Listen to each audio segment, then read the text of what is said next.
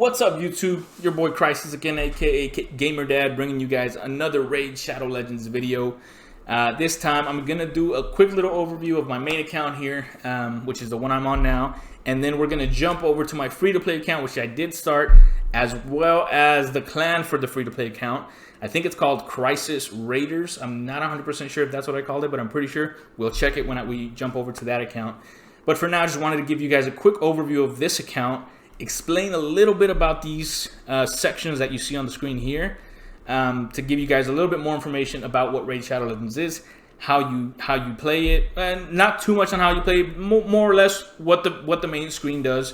We won't go into the battles too much, what campaign, dungeons, and all these things are. That'll be on a separate video. There's a lot to cover, so I can't make it all in one video. It would end up being hours and hours of me talking on a video, and that nobody wants to see that. So let's go through this real quick. Market, pretty self-explanatory. It's a market. They sell items, gear, as well as heroes. You can buy it. Sometimes you get shards, uncommon. This was an uncommon shard. I purchased it. The uncommon shards are 5,000. So they're really cheap and they stack up. At this, I had about 2,700. I used them all for an event because it was a champion summoning event. Used all 2,700. Got my 2,700 points worth of prizes. And now I'm saving back up for the next time an event comes, which I think there's one right around the corner. But I don't think I'm going to participate in it because I only have 300 of those saved up right now. Yeah, see, there's a summon rush coming. But I don't think we're going to participate in that one. Unless there's a 2-time event for one of these, and then I'll open those. I think I have my Doom Tower pack tomorrow. Yeah, with another 2 sacred shards and some silver there, so that's good. But I digress. Let's go back. So that's what the market is. You can buy, like I said, all sorts of items, gear, hero champions, and shards. Every now and then you get lucky and you'll find a ancient shard in here. Definitely buy those. They're 200k whenever they come up in the store. Not very often, but they do come up every so often. So that's what the market is. The portal is where you use your shards to summon heroes. So basically, let's summon an uncommon. You click summon. You can either summon them 1 at a time or 10 at a time. Uncommons are 500 for 1, 5,000 for 10 of them. And so here, and then it gives you an overview of her skills here, whatever hero you summoned. Base stats at, I think this is at level 1. If you go to the index is right here, and you find that same hero within the index, you just got to look at what hero you summoned. What I keep saying heroes. I don't know if I'm ever going to be able to get that right. So I think we summoned her, right? Or her. I think it was her. So you look at, she's a dark elf, uncommon, attack hero, heart piercer. Okay. So then you just go to your index. She's a dark elf, so you go to dark elves. All the way bottom is uncommon, and then attack hero. I think it was this one. And so right here it tells you what her base stats are at level 60. When you pull it, it shows you her base stats at level 1. When you go to the index, it tells you what her base stats at level 60 are. Most of the gear and things where it says increases HP or attack or whatever by 15% or 20% or whatever it is, it's usually talking about the base stats. So it's not 20% of the max stats unless it says specifically max stats. It's usually talking about the base stats. So that's how you calculate that. Let's see. So that's the forge. I'm sorry, no, that's the market and the portal. Portal is where you pull your shards, you get your heroes. 500 for 1 uncommon, 5,000 for 10. The higher the rarity of the shard, the more money. 200,000 for 10 ancients. Legendaries, 100,000 per summon, and you can only do 1 at a time. You cannot do those 10 at a time. I don't think you can do voids either. 20,000 per summon for the voids, and you can only do those 1 at a time. You can also do fusions from this screen, and fusions is where it's pretty self-explanatory. It requires other heroes that you fuse together to make these 4 heroes, and then you fuse these 4 heroes to make this dude. And there's special requirements, like you gotta send them all to rank 4, these all to rank 3. Eventually, once you meet all the requirements, you can fuse, and once you meet all the requirements here, then you can fuse for this guy. Wouldn't bother with this guy. You'll probably get him from one of the shards anyways. Not the best, unless you have these heroes lying around. And some of these are actually pretty good. If you have a War Maiden, and it's your only one, I would actually keep War Maiden over him. War Maiden just has so much more use in the game than this guy. Draconis in the Doom Tower right now, because of his shields, is super good, so I wouldn't get rid of him either. These two are fine. If you don't have a speed hero and you're on a free-to-play account and you don't have a speed hero for your arena or a speed aura hero, what that means is this. So this is the aura. All right, so this applies to, it says increases ally speed in dungeons by 16%. All right, so her speed only works in dungeons, but this one works everywhere. Spirit Host, she has a 10% speed in all battles. So that's including arena. You want speed in arena. You want to go first, especially on a free-to-play account, because it's hard to build a different strategy. I mean, there's always strategies you can build, but if you can get a good speed hero with a speed aura and you manage to make your team really fast and go first, you'll have a better success rate. It will pay off in the long run. These two heroes are both really worth it. So if you manage to get the required heroes, now this guy is pretty easy to summon because it's all uncommons. So you get these 4 uncommons, you get these, you meet the requirements, you fuse them into these. But then these two, there's not an option to fuse for them. So you got to get lucky and pull them from a shard, because you can't even get them through the game. I already have her, but I don't have him. And so the only way to pull him is through a void shard. So that's, you got to get lucky and actually pull them.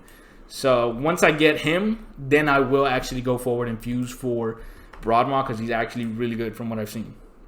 I don't have him right now. So that's the portal. We talked about the market. The forge is as you go through your faction wars, and we'll talk a little bit about that later. Faction wars is one of the aspects of the game. As you go through faction wars, you will get materials that you can then use in the forge to make different sets of armor or artifacts, as they're called in the game. And each different set has special, obviously, abilities. And this one, a set of 4, meaning gauntlets, head, shield, and chest plate, or boots, shield, chest, and head, and helmet, or whatever. Whatever combination of the 6 artifacts, 4 of them have to be this one for these skills to kick in. And so basically the same. If they have a number 2, that means you only need 2 of that set to make for the skills to kick in. Generally, the best ones, I think, are Perception, which is basically an accuracy set, a basic accuracy plus 5 speed. So that's really good. And then, because you can get, if you use 3 sets on one hero or one champion, you get the 120 points of accuracy plus 15 speed. You definitely don't want to knock off 15 speed if you can avoid it. So that's the forge. You build armor and artifacts and stuff there. The tavern, you upgrade your heroes here. Basically, for everything from upgrading levels to upgrading ranks to upgrading skills or to ascending them. We will get into what all those things are. Obviously, some of that's pretty self-explanatory. I think ascending and upgrading a rank might be one that is not that self-explanatory. So like I said, we will get into that sometime later. The sparring pit, you can have 5 heroes gaining XP at a time. The more you level them up, see, most of mine are level 2 of 3. This one's not. The higher level they are, the more XP they gain per hour. So see, at level 1, they gain 2100. At level 2, they gain 3100. I'm guessing at level 3, they're going to gain 4100. That's how that works. And so every time you renew once this timer goes, it'll turn gold. I'll click it. She'll gain an extra level. And then it'll tell me how long it'll take for the next level upgrade. And she'll start training. And I basically just leave them in there until they reach level 20. And then I pop them into my vault or into my champion list and leave them in there until I'm ready to use them as food to upgrade my champions later on. So that's the tavern, that's the sparring pit, that's the forge. So we've talked about the main page here. Let's jump over to the free-to-play account. That's an overview of basically the main screen here within Raid Shadow Legends. As you can see, my main account is level 59, and I'm going to go through my heroes real quick. I have 2 legendaries, which are Lysandra, which is a great speed hero for the arena and in dungeons. She's actually really good for everything. If you can pull her, I got super lucky with her too. If you can pull her, your main things with Lysandra is going to be speed. You want to make her as fast as possible. My Lysandra is a 218 speed, which is actually not that fast. I definitely need to bump that up. I would love to be over 250 if I could, over 300. I don't know that I have the gear to get over 250 right now. I'm like I said, I'm a mid-tier player, but I can definitely get to right around 250. So I definitely need to bump that up. But basically, you want to work on her. Make sure she is the fastest hero you have, and also just sturdy defense and good HP. I would recommend, and accuracy. So those are the 4 things I would recommend you focus on with her. Everything else doesn't matter too much because you're not going to be expecting her to put out a whole bunch of damage. You want her to survive because she has good turn control manipulation. You want her to survive, so you want to give her a lot of HP, a lot of defense. You want to give her a lot of speed, and then you want to just make sure her accuracy is over, I would say over 220. All right, that way she lands all her skills because she has very good turn meter control skills. And this one actually hits pretty hard, but it's a single player, a single target. And then she's got the great speed aura in all battles by 24%, so that's really good. So that's Lysandra.